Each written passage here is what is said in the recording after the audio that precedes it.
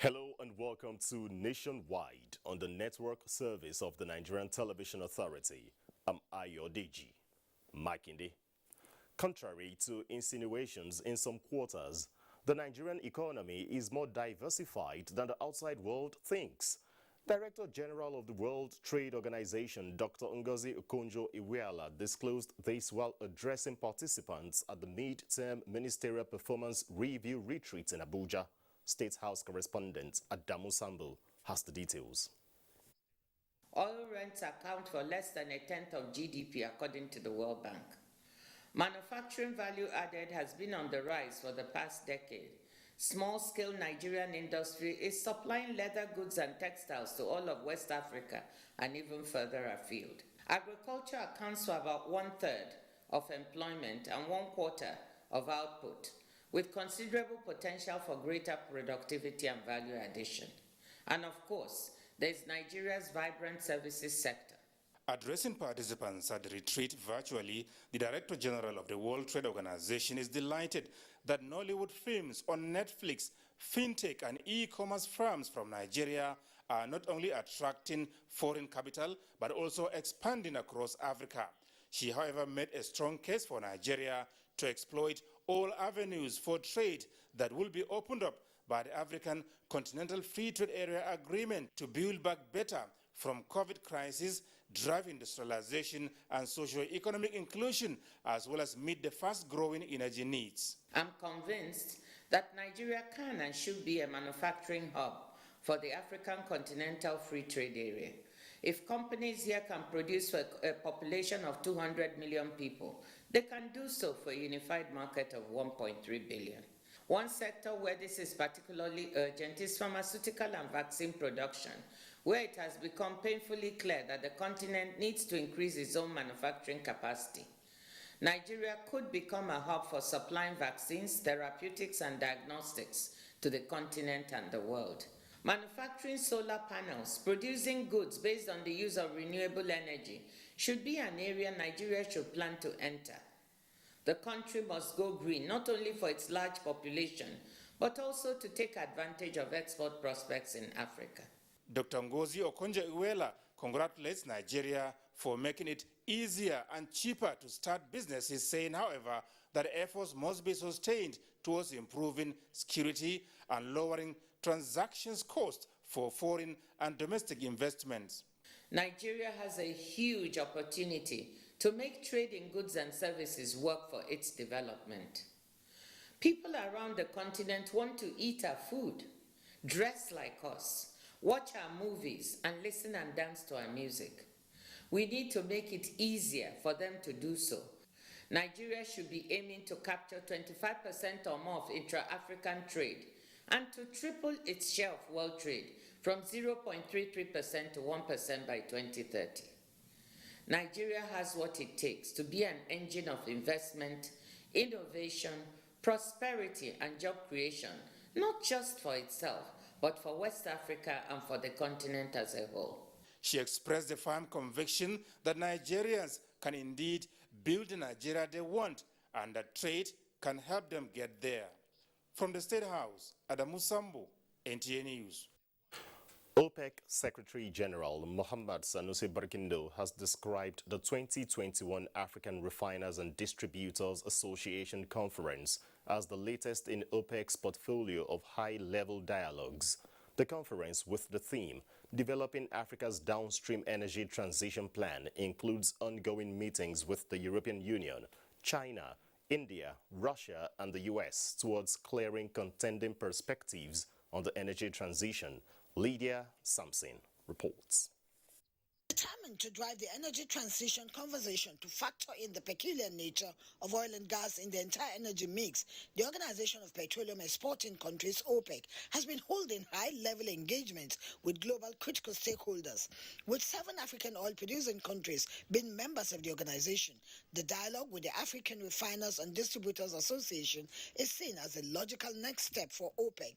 Berkindo says he's hoping OPEC and Africa relations will further enhance through this new dialogue event for both sides to benefit thoroughly from the highly valuable exchange of outlooks and research. The unpleasant reality is that the industry is still reeling from the devastating impacts of the COVID-19 pandemic, during which investment declined by a massive 30% in 2020. This scenario of underinvestment, if it were to continue, could result in demand exceeding supply, creating heightened market volatility and an energy security risk to both producers and consumers. The Secretary General says one cannot read a newspaper or watch the news without hearing about the impending energy transition and how countries and the energy industry might respond to this global challenge. Ironically, he said, the fervor surrounding this topic has been intensified further by the recent volatility brought on by the coronavirus pandemic, and discussions related to climate change and the energy transition has risen to the top of the energy industry agenda. These debates are expected to reach a fever pitch in less than 3 weeks as the UN Climate Change Conference COP26 kicks off on the 31st of October in Glasgow, Scotland. The Secretary General added that OPEC is working closely with its member countries to advocate for real change on these issues in the lead up to and during this very important conference. He lamented how recently the industry witnessed investors and environmental lobbyists and even some corporate bodies exerting increasing pressure on governments and oil-producing companies to adopt radical policies and initiatives that could in the end be more disruptive than productive for the global energy industry. He reiterates that such views are both risky and unrealistic. He said, well, OPEC fully supports the need to decrease emissions and bolster innovation and enhance efficiency. That cannot come out of the cost of draining industry investment.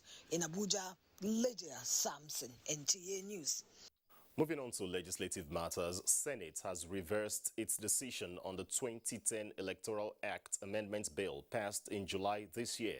The legislators had passed it with amendments in Clause 52 that transmission of election results can only take place if the Nigerian Communications Commission assured of adequate and secured network coverage and the approval of the National Assembly. But now it has reversed its decision that voting at an election and transmission shall be in accordance with the procedure determined by the Electoral Commission, which implies that it's at the discretion of INEC to decide mode of voting and transmission of results. It's inserted electronic voting machine to replace any other device for conduct of election in Clause 43, subsection 1 and 3. It had adopted direct and indirect party primaries, but has now adopted direct primaries in Clause 87.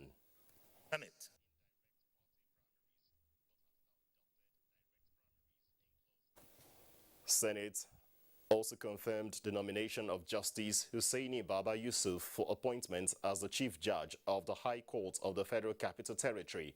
Meanwhile, the legislators have commenced debate on the Appropriation Bill 2022.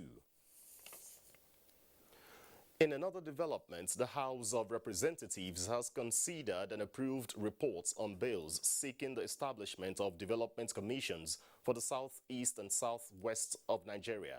At plenary Tuesday, the House at the Committee of the Whole considered and adopted reports to establish the commissions, which seek to have funds allocated from the Federation account, among other sources, for the purpose of addressing infrastructure development and ecological challenges in the two regions. Meanwhile, House Speaker Femi Gbajabiamila has directed the clerk to write the Federal Capital Territory Administration to address the state of infrastructure at the National Assembly, as the House intends to commence debate Wednesday this week on the 2022 budget proposal. The lawmakers had expressed discomfort when the House resumed plenary Tuesday as the cooling system was down. Recently, concern has also been raised on the leak of water into the structure when it rains. Time now to join Hingino in our Lagos Network Center for reports trending from there. Hello, Hingino, it's over to you. Thank you, Ayodeji. In her search for fresh voices and hands that can offer new direction in political leadership, Nigeria, acknowledging the need for her youth population to get involved, was bequeathed with the Not Too Young to Run Act by President Muhammadu Buhari. This is with the hope that youths move away from their stereotypes to being elective position seekers. In this report, Adeni Itayo takes a look at how far the act has impacted the Nigerian youth in the political process. The first step to getting more young people into political leadership is to get more young people into the political arena. This is the mindset that informed the signing of the Not Too Young to Run bill into law by President Muhammadu Buhari in 2018. Designed to get youth seat at the table of political leadership and governance, the act addressed age limit and a few other conditions for political participation in favor of Nigerian youths. This move is in tune with history, as shown by the demography of Nigerian founding fathers who fought and won Nigeria's independence at a very young age. Now, despite making up 51% of registered voters for the 2019 general elections, youths only make up 13% of senatorial candidates, while 27.4% contested for seats in the House of Representatives. Political parties in Nigeria should give the youth more prominent role in running the affairs of the parties beyond the position of youth leader.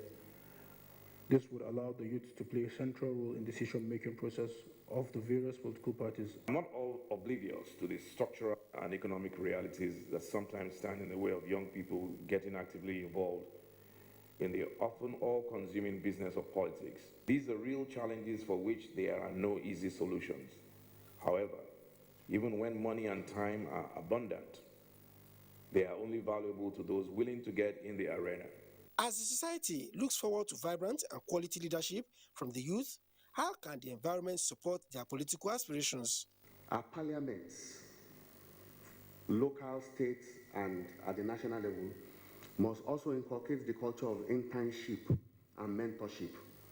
In other clients, interns do come in to assist, and they garner experience in area of legislative drafting and research. They observe legislative proceedings. They get tutored in bill drafting. The 2023 general elections is fast approaching. Opinion holders believe this is the time for the youth to get into the arena and take up the challenge. In Lagos, Adini Itaiwo, NTA News. Turning to the judiciary now. Barely 3 months after the death of the Super TV Chief Executive Officer Usifo Ataga, 3 suspects implicated in the alleged murder have been arraigned before Justice Yetunde Adesanya of the Lagos High Court Tafawa Balewa Square. At the resumed hearing, the prime suspect, Chidinma Ojukwu, alongside her sister, Chioma, and one Adebayo, pleaded not guilty to the charges brought before them. Chidinma and Adebayo were charged on 8 counts, bordering on murder, stealing, and forgery. Her sister, Chioma Egbuchu, was also charged for receiving late Ataga's iPhone 7 phone. Prosecution counsel Olayinka Adeyemi asked the court to give a date for the commencement of trial while remanding the first 2 defendants in custody. Counsel to the defendants did not object to the commencement of trial. Justice Adesanya, however, adjourned the case to 8th November 2021 for further hearing. In Lagos, Ruth Ario Samuel, NTA News. We pause here for a break. Nationwide will be back with Ayodeji in Abuja shortly.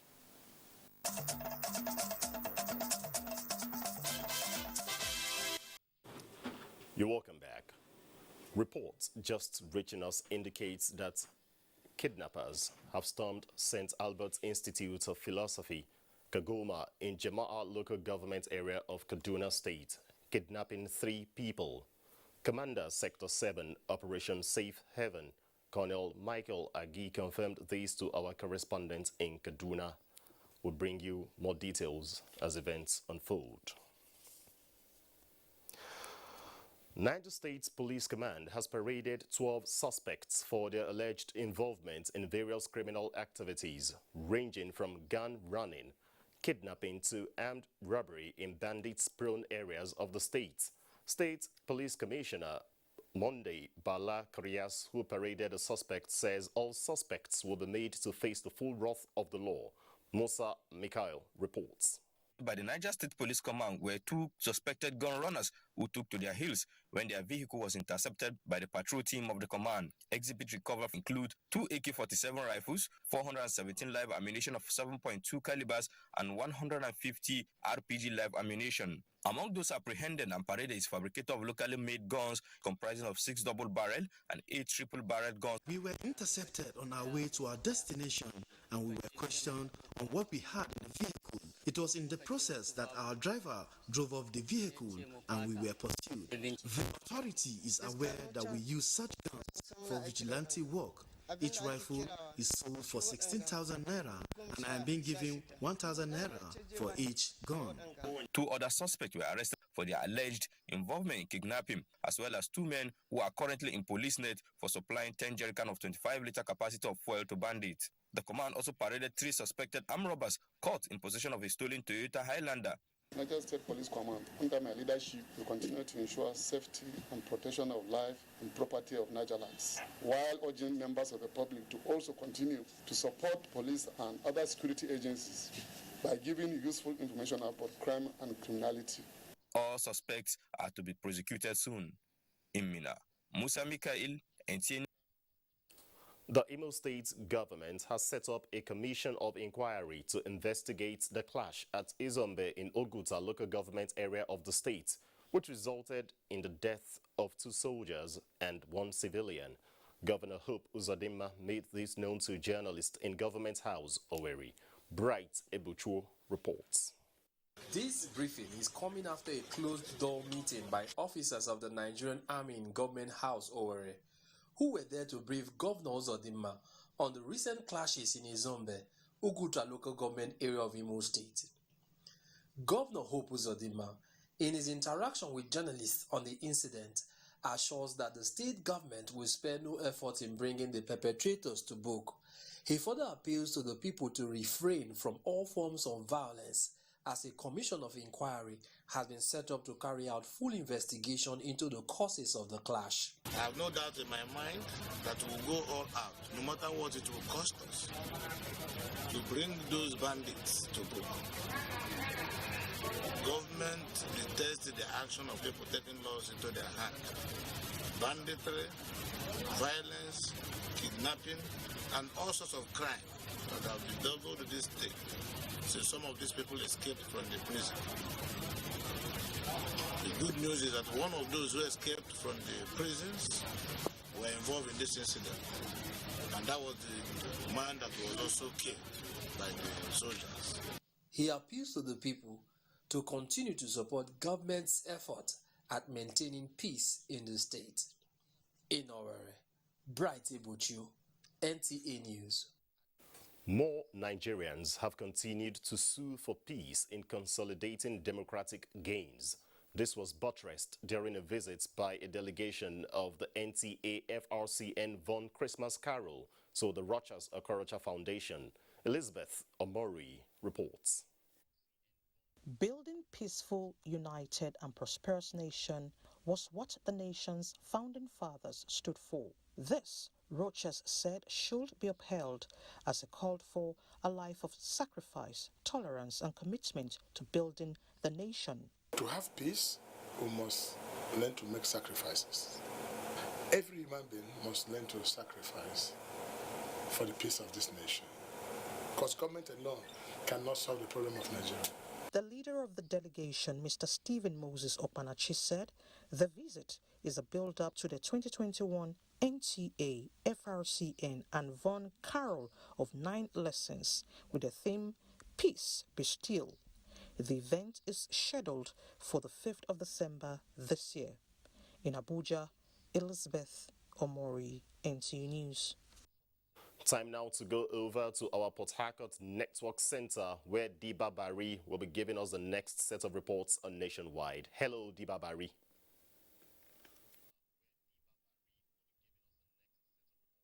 DG. October 11th every year reminds us of the need to protect the rights, safety and education of girls, a panacea to the development of the girl child. This is as the International Federation of Women Lawyers FIDA embarked on the sensitization of young girls to mark the International Day of the Girl Child. Ijomo Ogweke has the details.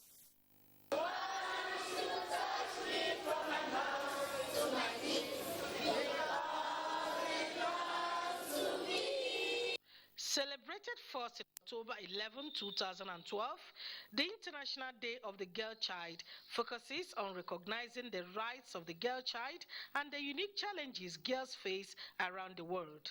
FIDA Rivers State, led by the chairperson, Nenna Ibokwe, used the opportunity of the day to educate young girls on the importance of protecting themselves against rape, violence, and all forms of abuses. Times are gone when the girl child is relegated to the background, when they are made to understand that their place is only in the kitchen. And we feel that we need to catch them young, to empower them with the right knowledge. The day is also used to create awareness on the challenges of the adolescent girl child, identify their potentials and opening opportunities for them. Wherever you find yourself with your sister that is a girl child as a boy, you have a duty to help her to become what God wants her to be. I learned that we should not allow people to be touching our body from our mouth to our lips, that if they want to touch us, let us run to our parents. As part of activities to mark the day, the women lawyers distributed sanitary towels and other gift items to young girls. The theme of this year's celebration is Digital Generation, Our Generation. In Port Harcourt, Ijomo Ogweke, NTA News. Rivers State Governor Nyesom Wike has called for a review of the revenue sharing formula. The governor made the call when he played host to the Revenue Mobilization, Allocation and Fiscal Commission at Government House, Port Harcourt. Ogediekwe completes the report. The current revenue sharing formula gives the federal government 52.68%, states and local government councils take 26.72%, 20.60%, respectively. This formula, Governor Wike says, needs to be reviewed. The same population we're using, the same enrollment figure. The only way that most of the problems of the states can be taken away is to reduce the percentage I give it to federal government. They don't need it. Chairman, Revenue Mobilization, Allocation and Fiscal Commission, Elias Mbam, says one of the mandates of the commission is to review from time to time the revenue sharing formula to conform with changing realities. So it became necessary that we should look at the review to ensure that each tier of government gets appropriate revenue commensurate with the responsibility attached to that tier of government. He commended Governor Wike for his developmental strides and urged other states to emulate River State. In Port Harcourt, Ogediekwe, NTA News. And that does it from Port Harcourt. It's back to Ayodeji for the rest of the news. Good evening. Thanks, Diba Bari in our Port Harcourt Network Center. Now let's go on to judiciary matters. The Chief Justice of Nigeria, Justice Ibrahim Tanko Muhammad, says the judiciary should be more actively involved in the quest to institute a financially stable system in the country. He stated this at the opening of a national workshop for judicial officers on the role of the judiciary in building financial system stability for the country. Femi Okeowo has the details. Part of the efforts to push for Nigeria's improved economy, reforms have been carried out in the banking and financial services sector of the country. This has resulted in the enactment of the Banks and Other Financial Institutions Act, BOFIA 2020. But whenever there is any dispute in this sector, The judiciary is constitutionally empowered to resolve such disputes. So imagine if judicial officers are oblivious of the reforms going on. This is why the Central Bank of Nigeria, in conjunction with the National Judicial Institute and Juris Law Office, organized a training workshop for judicial officers. If the judiciary must play its role in financial stability in Nigeria, cases of delay must be aggressively and frontally addressed.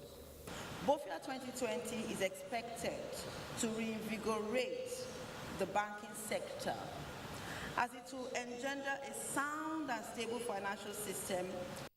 Attendance, which was both physical and virtual, cut across the Federal High Court, Court of Appeal, and the Supreme Court. Judiciary is an indispensable partner in ensuring stability of financial system in the country. We have a detailed calendar with the Office of the Chief Justice of the Federation to train judges regularly. The training is expected to encourage quick dispensation of financial litigations in order to attract greater investments in the Nigerian economy. In Abuja, Femi Okeowo, NTA News. Stakeholders in the judiciary sector are calling for upward review of the proposed 120 billion naira allocation to the judiciary in the 2022 budget, describing it as a paltry sum for a strategic arm of government. Some legal practitioners made the call while reacting to 16.39 trillion naira appropriation bill presented by President Muhammadu Buhari to the National Assembly. Judiciary correspondent Vera Chenwoba has more.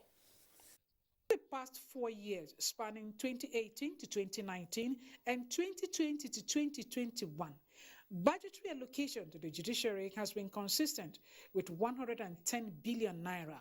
However, the proposed allocation of 120 billion naira for 2022 for the sector, seen as an improvement in comparison to the previous years, however, did not meet the expectation of the stakeholders who opine that the allocation for the third arm of government is grossly inadequate for the sector's many challenges. From 120 billion to 120 billion is a far cry.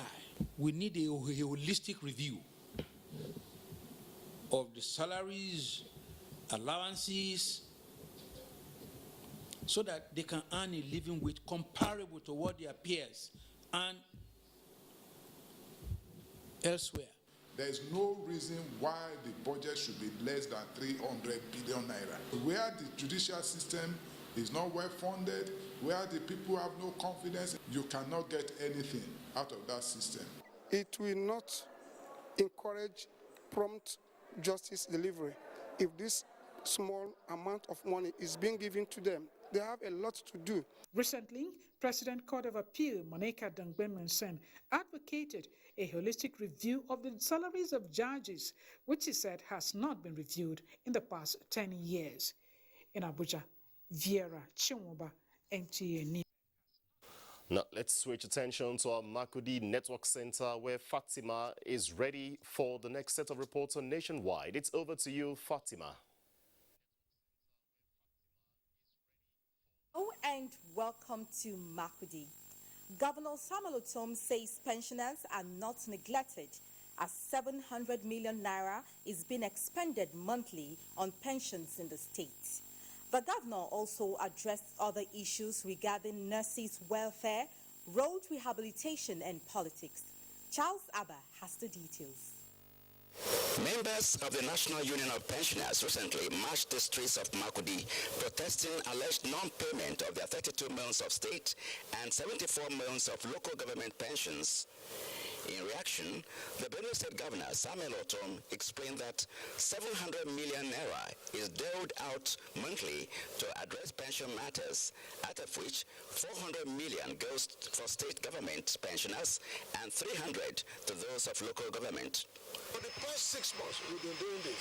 So I'm really taken aback while I heard that there was process after we explained and we agreed that this is what we do. The governor, who also reacted to the protest by nurses of the schools of nursing and midwifery, Makudi, for alleged non-payment of their allowances, said he needed to be briefed by the Commissioner for Health and Human Services.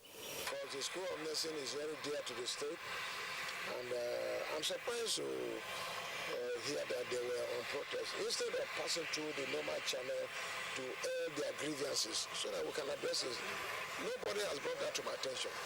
Only heard about the protest. It is really unfortunate. On township roads in Makudi that are becoming dotted with potholes, the governor assured of urgent attention. We can't do those rehabilitation now because of the water level. You know, Makudi is a swampy area.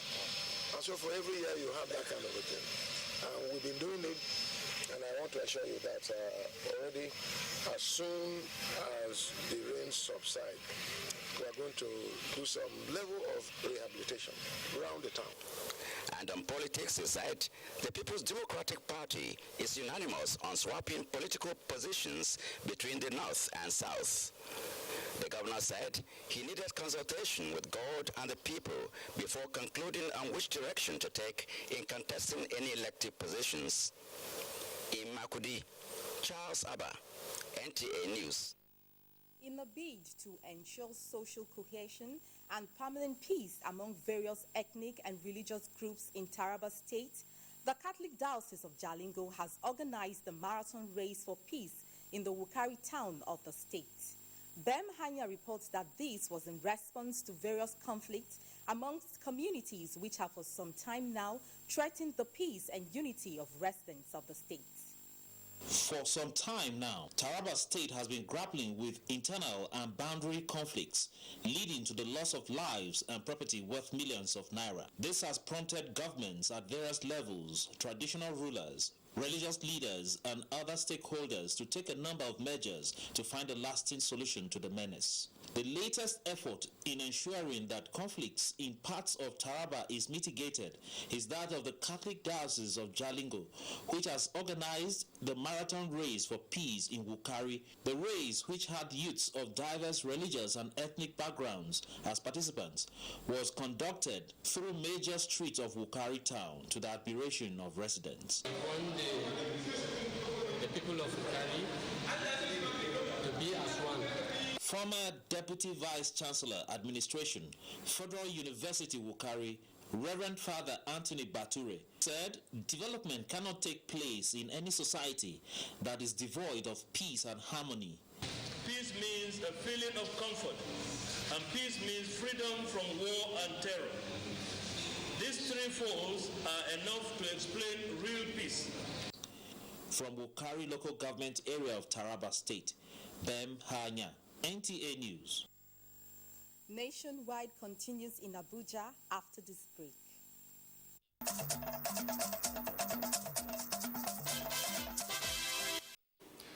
Glad you're still there. Better primary health care, more efficient funding, and enhanced public-private partnership are some of the ways being suggested to reform the healthcare sector in the country. This was on Good Morning Nigeria while discussing health sector reforms. Ekemini Williams completes the story. Health sector reform is a recurring subject in Nigeria, especially as public healthcare services could not live up to expectation of Nigerians. As part of efforts to change the narrative, President Muhammadu Buhari constituted a committee to reform the health sector for quality and better healthcare services. Guests on Good Morning Nigeria identified continued deficiencies in primary health care. The guests called for a shift from what they described as passive to active spending. This is just Nigeria. The World Health Organization has approved vaccine for malaria. Are we ready? Can we produce it locally? Can we even have the technology to invite those who have licenses to come and have a branch and produce it locally to reduce the cost of transporting and other things?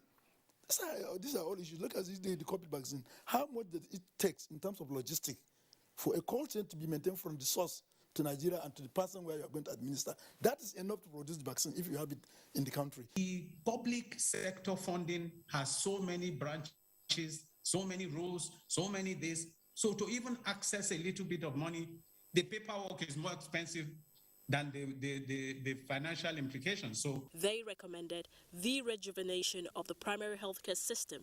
But Kenya is doing something very, very important, which they launched just a couple of months ago. They established a relationship with the United Kingdom and said the excess health workers and other countries are doing, the Philippines and others, the excess health workers that we are not able to absorb now, maybe we'll be able to absorb them tomorrow. But can we enter into a relationship with you where you help us train them further, and there's some economic benefit? They emphasized the need to place premium on the health of Nigerians. In Abuja, Kemini Williams, NTN News. Brain drain in the health sector and consistent strikes by Nigerian doctors are key issues the Health Sector Reform Committee, headed by Vice President Yemi Osinbajo, need to address urgently. Speaking in Uyo, Akwa Ibom State, President, Nigerian Medical Association, Professor Innocent Uja, maintained that the country should strengthen healthcare investments and financing. Clement Barikwi reports. Isolation, financial difficulties, and several other challenges arising from the current social and economic situations have been proven to increase the cases of mental conditions or exacerbate existing ones. And while the demand for mental health services increases, a World Health Organization survey shows that the devastating impact of the lingering COVID-19 on access to mental health services underscores the urgent need for increased support and funding for mental health attention. To make policies that could make mental health care, if possible, free.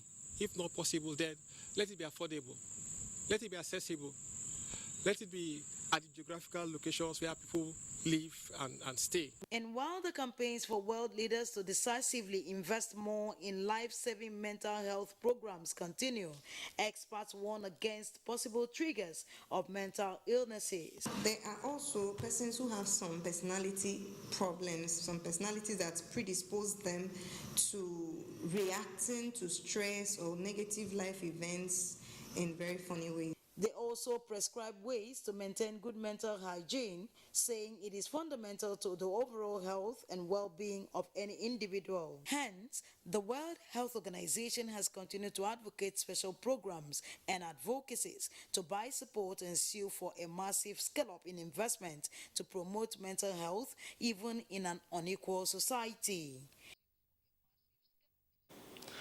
Agatha is in our Benin Network Center with stories from there. Good evening, Agatha.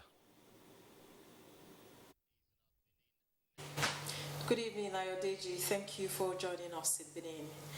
The deplorable condition of Sapele Road in Benin City is affecting socio-economic activities on this corridor and impacting on travel time. Some activists and protests have blocked a section of the road, preventing movement of travelers. They say they will remain there until an intervention. Joy Ebo is at the scene and will fill us in. Thank you, Agatha.